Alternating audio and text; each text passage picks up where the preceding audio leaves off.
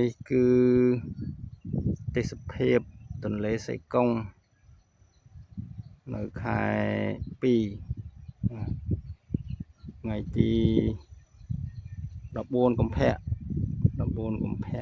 ឆ្នាំ2026បាទនេះគឺជាទស្សនភាពទេសភាពទន្លេសេកុងបាទនៅកណ្ដាលទន្លេហ្នឹងវាមានដុះថ្មវាមានឃើញកោះឃើញកូនឈើអីព្រាតហើយបាទនេះខែ2បើសិនជាខែ4ហ្នឹងហើយវាឃើញ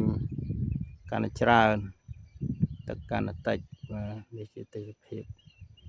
ទន្លេសេកុងថ្ងៃ14 កុម្ភៈឆ្នាំ2026បាទមើលលេងកំសាន្តបងប្អូននៅទីក្រុងដែលបានឃើញទន្លេអី